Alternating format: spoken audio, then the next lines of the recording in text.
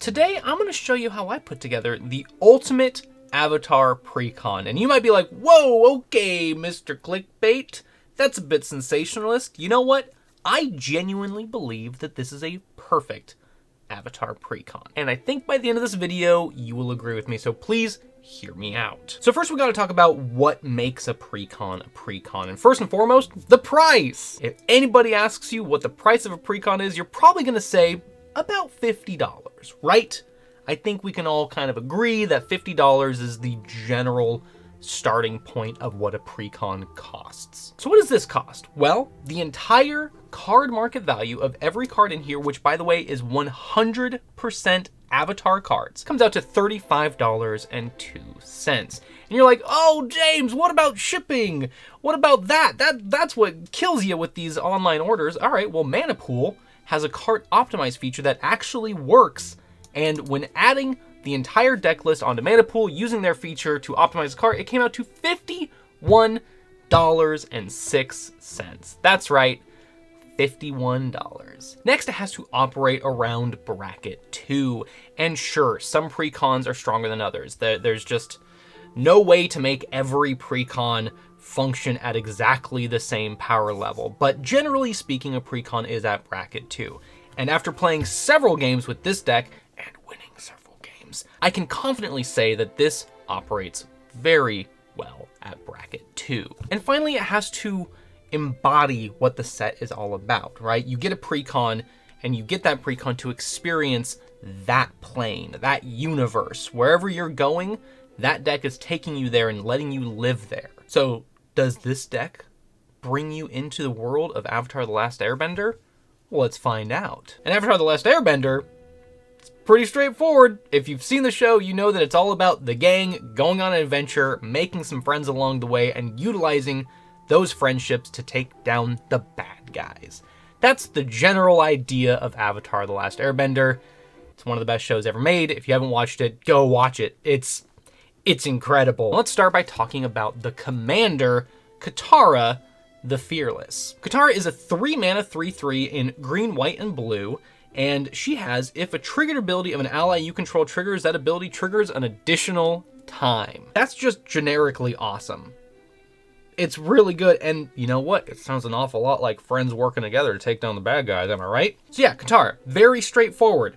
You put her on the board, and suddenly your allies are twice as effective, basically. Now that we know what Katara does, let's dive into some of the cards that I added to make this deck run. Let's start with some plan cards, and the plan of this deck is to put allies on the board that have triggered abilities. It's a very straightforward deck. Starting things off, we have Invasion Reinforcements. They are a 2-mana 1/1 with Flash, and when this creature enters, create a 1/1 white ally creature token. But with Katara on the board, you make 2 1/1s, and there's plenty of other cards in here that synergize with allies entering the battlefield. Enter Earth King's Lieutenant. This is a 2-mana for a white and a green 1/1 with Trample, and when this creature enters, put a 1/1 counter on each other ally creature you control, and whenever another ally you control enters, put a 1/1 counter on this creature. Cast Invasion Reinforcements, that's 3 allies entering. That triggers twice if Katara's on the board. I cast this for 2 mana, I put 6 1/1 counters on him. Already you can see the power of Katara doubling those triggers. It's really good. And let's not forget about the first part where when this creature enters, put a 1/1 counter on each other ally you control. That's gonna happen twice. If you only have 5 creatures on the board, which by the way, almost all the creatures in this deck are allies, that's 10 1/1 counters distributed across your board. For 2 mana, if you don't see how unbelievably strong that is, get out! Next, we have a really strong one here, Aang Swift Savior. This is a 3-mana 2/3 with Flash and Flying, and when Aang enters, airbend up to 1 other target creature or spell. So airbending, if you're not familiar, is basically you exile the thing, and then the owner can cast that thing for 2 generic mana. That has a lot of uses here when it says airbend up to 1 other target creature or spell. And I used this in a game to airbend a kill spell, and they didn't have any more mana to recast it. And because this is an ally, all those things trigger twice. And then Aang has a Waterbend 8 ability to transform to the other side. And waterbending is either spending mana or tapping your creatures or artifacts to help pay for that waterbending cost. you get Aang and Law Ocean's Fury. This is a 5/5 with reach and trample, and whenever Aang and Law attack, put a 1/1 counter on each tapped creature you control. This is a very powerful card. Next up, we've got South Pole Voyager. 2 mana, 2/2 with whenever this creature or another ally you control enters, you gain 1 life. If this is the second time this ability has resolved this turn, draw a card. If Katara is out and the South Pole Voyager is out, cast 1 ally, gain 2 life, draw a card.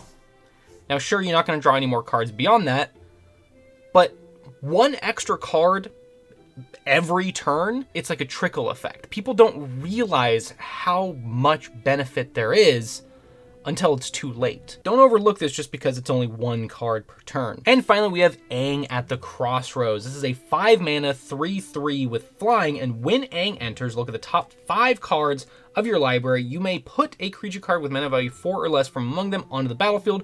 Put the rest on the bottom of your library in random order. That is nuts. With Katara on the board, that will happen twice.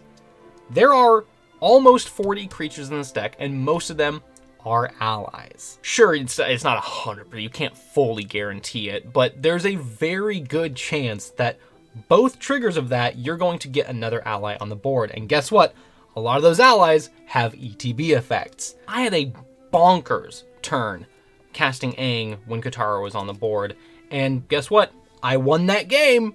I'm not saying it was entirely because of Aang, but it was probably in good part because I was able to cast Aang and get a bunch of triggers from other allies entering. Then Aang can transform. When another creature you control leaves the battlefield, transform Aang at the beginning of the next upkeep. And he transforms into Aang, Destined Savior. This is a flying 4/4 with land creatures you control have vigilance, and at the beginning of combat on your turn, Earthbend 2. Earthbending is you take a land, you turn it into a 0/0 creature, and then you put however many counters on it that are equal to the Earthbend number. This one's 2, you'd make a land a 2/2 creature. A 0/0 creature with 2 1/1 counters. Next, let's talk about card advantage. And starting things off, we have Inspiring Call, a classic. This is a 3 mana instant, draw a card for each creature you control with a 1/1 counter on it. Those creatures gain indestructible until end of turn. So not only is it going to draw you a lot of cards for everything that has 1/1 counters on it, but they're also going to all be indestructible. Next up, we've got Sokka, Lateral Strategist. This is a 3 mana 2/4 with Vigilance, and whenever Sokka and at least one other creature attack, draw a card. He's an ally, so when Sokka and one other creature attack, I'm going to draw 2 cards every time. And then a crazy card, Spirit Water Revival. This is a 3 mana sorcery with, as an additional cost to cast a spell, you may water bend 6. Draw 2 cards.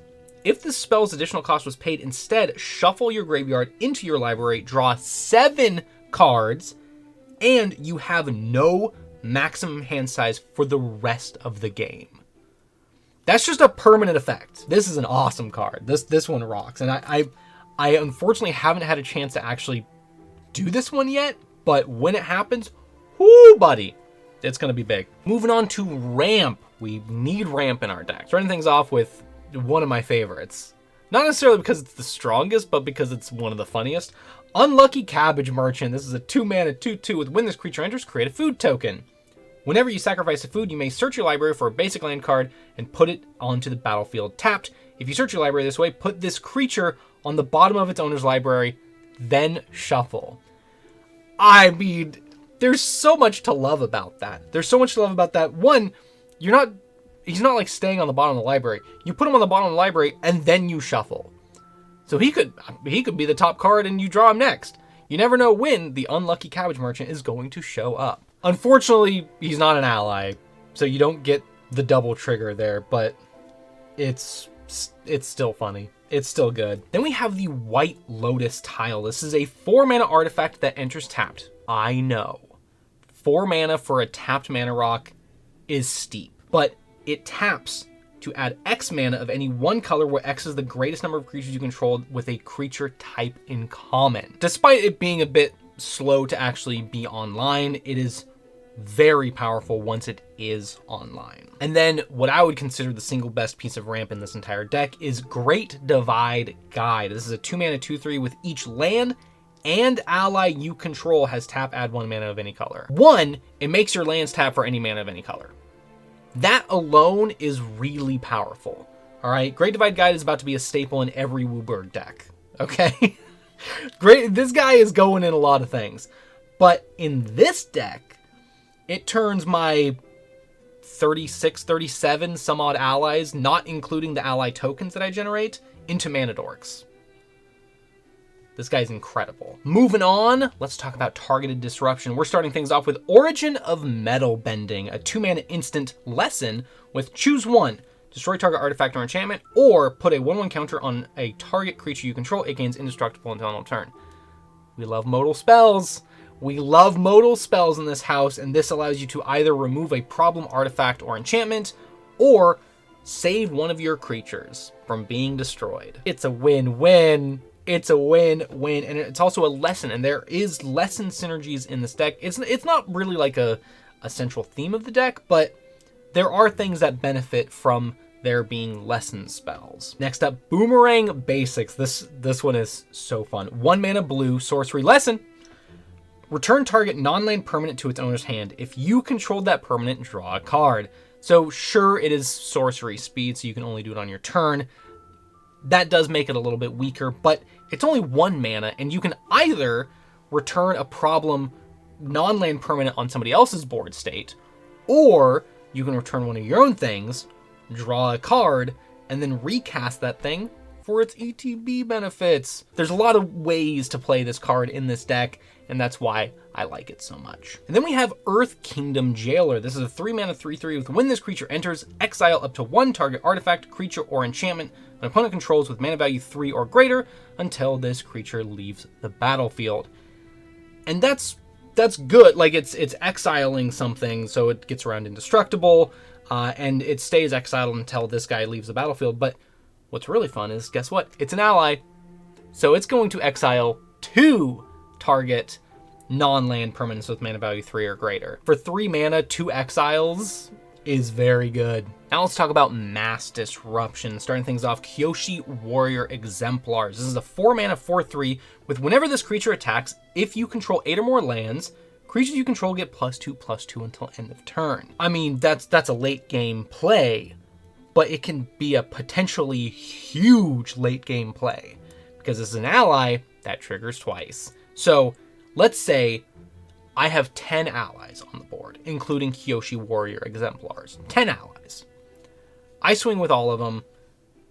That activates Kyoshi Warrior Exemplars. All 10 of those creatures are going to get +4/+4.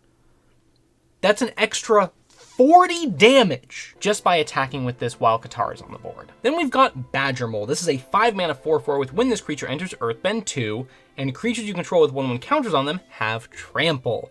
And it's not an ally, so it doesn't trigger that multiple times, but the main point here is that it gives all of my creatures with 1/1 counters trample. This combined with Abandoned Air Temple, a land that pays 4 to tap it to put 1/1 counters on each of your creatures, won me a game.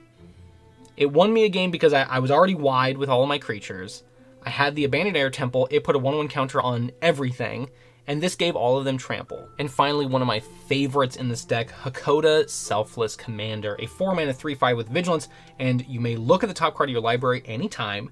You may cast ally spells from the top of your library and sacrifice Hakoda. Creatures you control get +0/+5 and gain indestructible until end of turn. Obviously, that's the Mass Disruption part, but it's also a huge piece of card advantage because, again, there's a lot of allies in this deck. Being able to just cast them from the top of the library is huge. And then I can sacrifice them at instant speed, give everything a bunch of toughness, and indestructible. Hakoda's strength in this deck cannot be overstated. Now let's talk about a couple of honorable mentions. First up, we have Ember Isle Production. This is a 5-mana sorcery with choose one. Create a token that's a copy of a target creature you control, except it's not legendary, and it's a 4/4 hero in addition to its other types.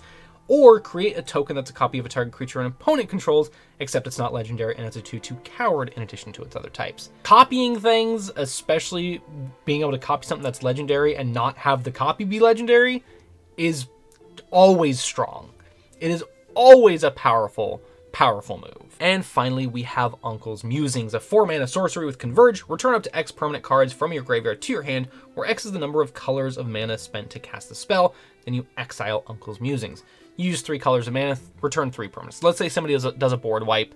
This will at least get you back online with some allies in hand. And outside of those cards, it's just so much fun seeing all of the different characters. I mean, we have the whole gang. We got the whole gang. We got Katara, we got Momo, we got Appa, Aang, Toph, Sokka. We got the whole gang in the deck. There's just so many wonderful Avatar cards in here that really bring you into that story. The story of a bunch of friends working together to take down the bad guys. And that's what this deck does. And if you don't believe that that is a perfect precon, then I don't know how else to convince you. I genuinely think that this is a perfect precon for the Avatar set. Is Aang the commander? No, but he doesn't need to be. There are plenty of Aang options, and even Aang at the Crossroads can be the alt commander of this deck, but I don't think he operates very well in that capacity. He's very strong, but he's very strong when Katara is there. And that's also very thematic. It's just such a fun deck from such a fun set. This set is wonderful. The last set, not as wonderful. Now, I did make a lot of videos, but that's just because of the nature of the challenge that I put myself up to. I ended up making a lot of Spider-Man deck videos. But let's be honest, those decks were hardly Spider-Man decks. There was a Spider-Man commander and then a bunch of other cards that just used mechanics. But this is truly an Avatar The Last Airbender deck. Through and through. And it's just such a delight to play. So I will leave the deck list in the video description. You check that out. Thanks for watching. Hope you enjoyed. What's your favorite episode of Avatar The Last Airbender? Or your favorite scene from Avatar The Last Airbender? I want to know. I want to relive all those scenes with you guys in the comment section below. All right, thanks for watching. Hope you enjoyed. Stick around. Maybe I'll make another Avatar deck. I don't know. What do you want to see? This set is so much fun, and I am very excited to continue building within it. So let me know. Let me know in the comment section. All right, thanks for watching. I'll see you in the next one. Bye-bye.